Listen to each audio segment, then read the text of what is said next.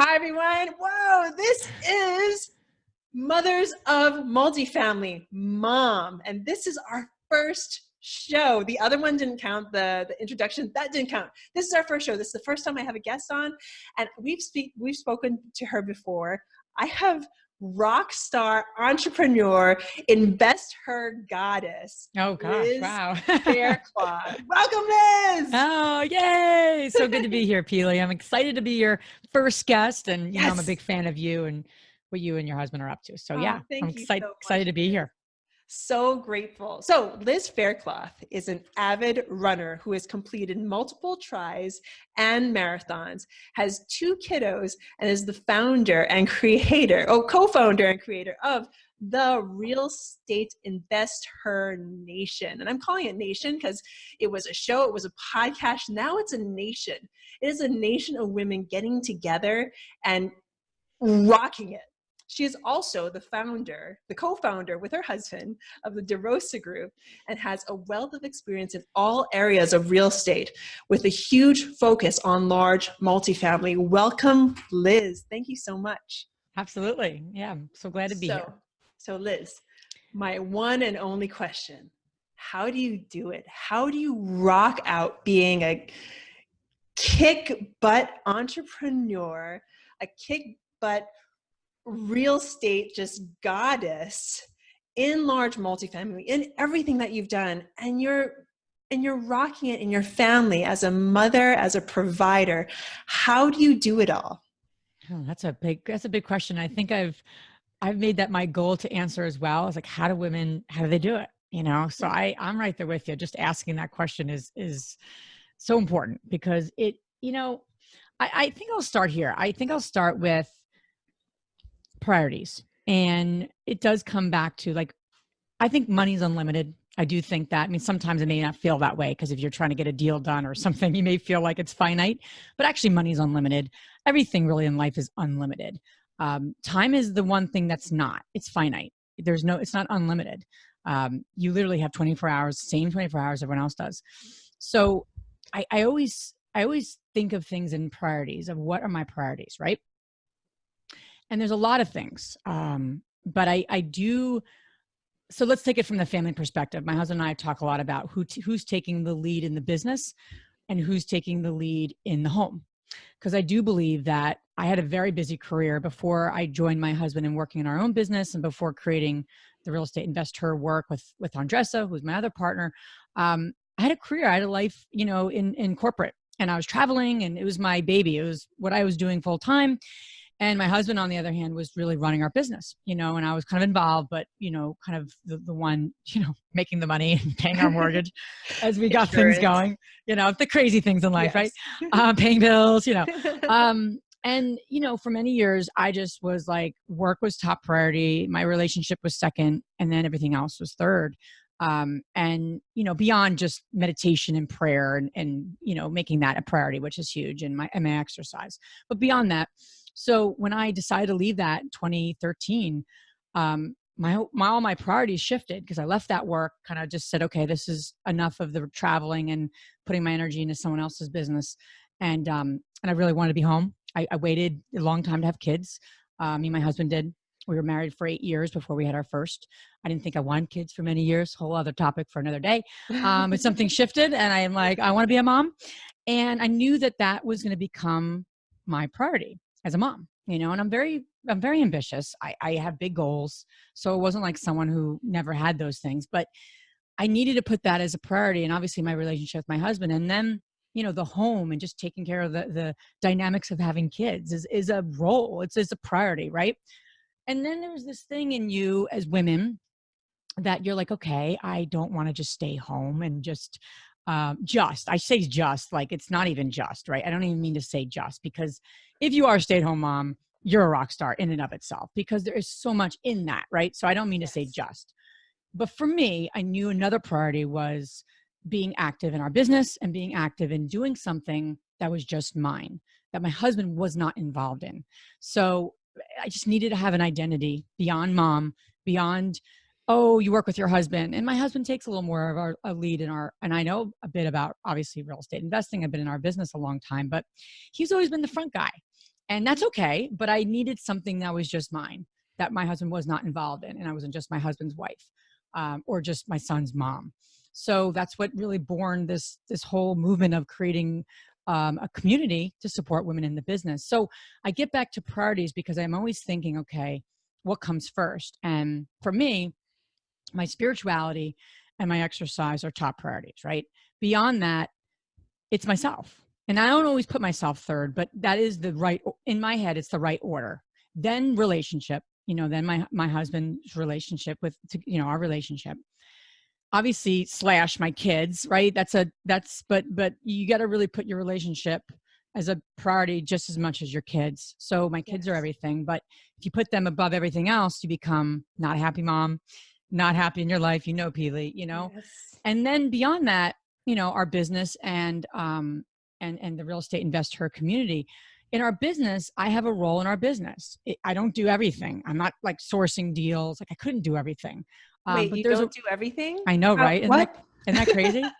But I've really taken on really helping in our investor relations. We're really trying to step that up. So I've really taken a lead of organizing and trying to get a system in place so we can be better communicative with our investors and putting things in place to support them and what have you. So that's the one thing I'm really focused on beyond just weighing in on a lot of other things that we're involved in.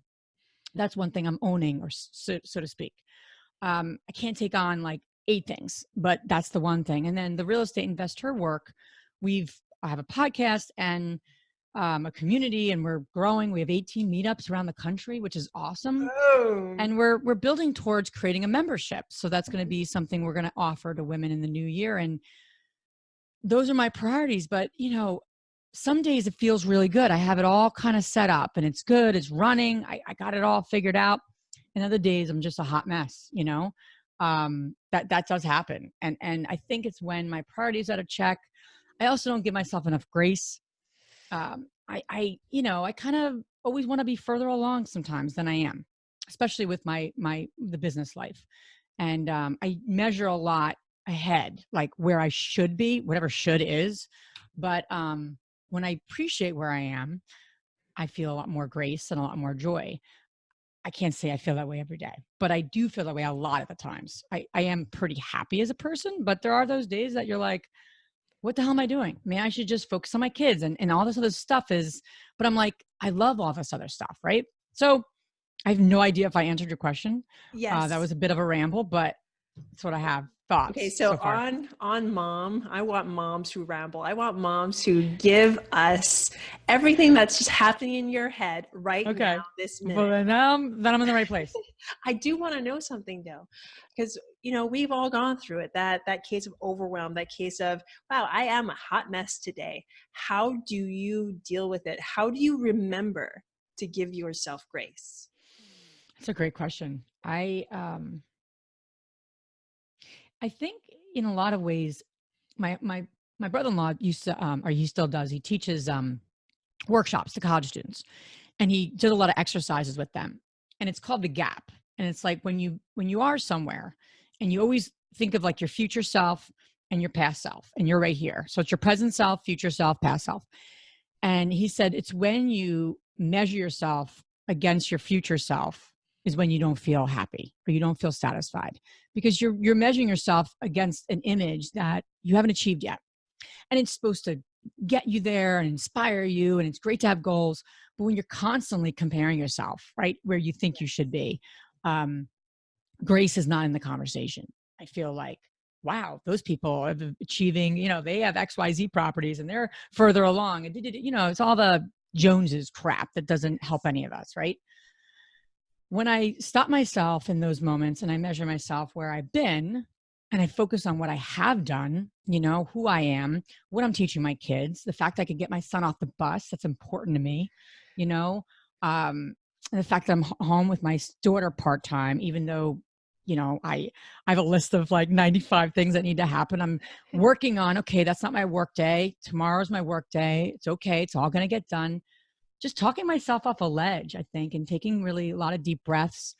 I've really been into Mel Robbins lately. She's just fantastic. I mean, I like a lot of personal growth leaders and teachers, but she's got this concept of the 5-second rule where you're basically, when you think, like I'm in my head a lot, right? So for me, I'm thinking a lot about what I need to do. And I'm like, well, if I just actually did it, I would be done.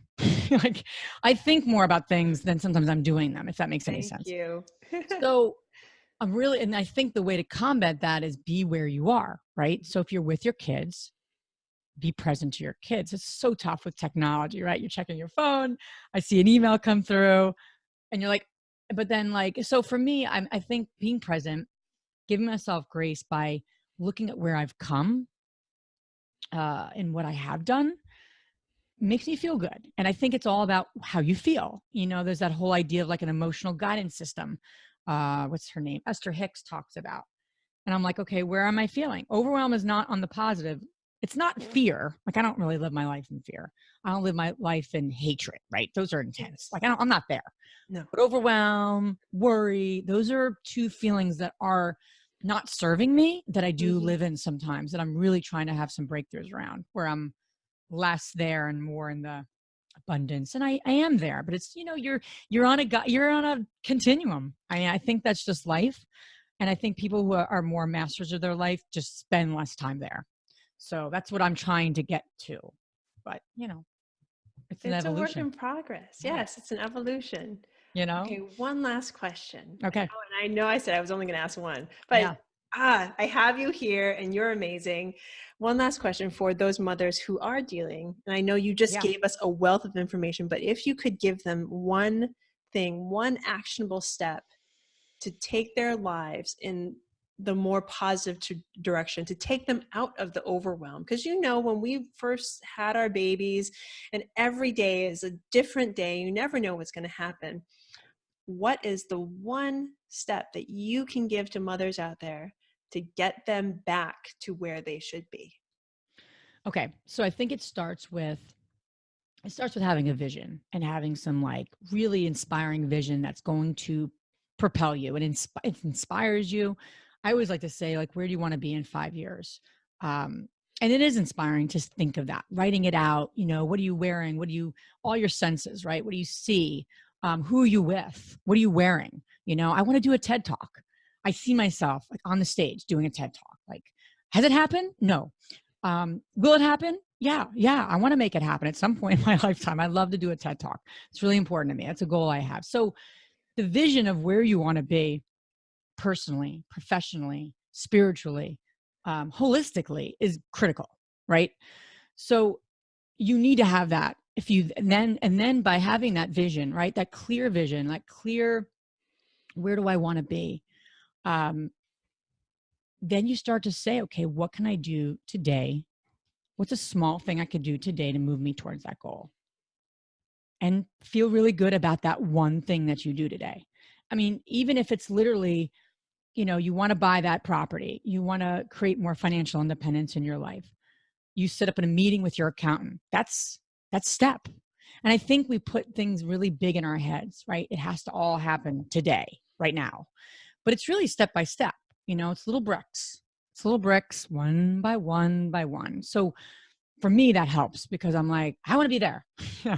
That's great. And that's awesome because you want to have that vision. But what's one thing you could do today? And I'd say also surround yourself with other people, like-minded people. And I'm biased because I'm all about women empowerment like you, Pili. So I would say surround yourself with other women. I mean, men are awesome. I think men and the masculine energy brings a lot of value. I do think that. Yes. And I think there's a place for it. I do think there's a neat camaraderie when women get together. And especially in like, not just chatting about, you know, potty training, not there's anything against that, but some women want to talk more about other things beyond just, you know, their kids. Their children. Yeah. You know, because then it feels like that's my children, right? How about me? What do I, you know, and I'll talk to moms and I'm like getting deep about this and that. And they're looking at me probably like, what, you know, I don't know where you came from, you know, but let's go deep. But no, I say vision, and then creating a step-by-step plan, or at least a brick-by-brick plan, or not even a plan, but just doing one thing a day to make you feel good. And then surrounding yourself in a community that you can get support. I'm a big fan of doing it in person. Online's great, but you know, women that will hold you accountable, women that are going to, you know, even if it's one person you meet at a meetup group or a meetup meeting, you start to connect with, like, just having someone's back and having, you know, is really transformational. And then sharing with them where you're at and how you want to get there and doing it with others. So Thank you so much, Liz. This you're was so welcome. enlightening. You gave so much value to all the women, all the mothers, everyone out there who's listening to this they're better for this. Well, I hope Thank so. you. I Thank you, hope thank so. you, thank you, thank you, thank you. So one last thing. Can you please let everybody know how to get in touch with you and how to get on into the Investor Nation? Sure, sure. So yeah, we have a Facebook community and a podcast, and also meetups.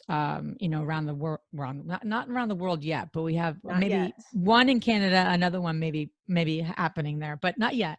But yeah, if you want to just go to our website, the real estate investor her.com, you can kind of go wherever you need to go from there. The podcast, the Facebook community, and there's a link to show us on the link to go to the meetups. There's a bunch on the East Coast. We're kind of heavy on the East Coast right now. We're trying to change that to get a little more other parts, but we have them all across the country. And like I said, a ton in this kind of region of the Northeast. Fantastic. So ladies out there, look for Liz Faircloth, look for the Investor Nation. Thank you so much for listening. Again, I am so grateful for everybody who's listened today, and I'm grateful for Liz. Thank you Absolutely. so Thank you, much. Pili. Bye now. Appreciate it.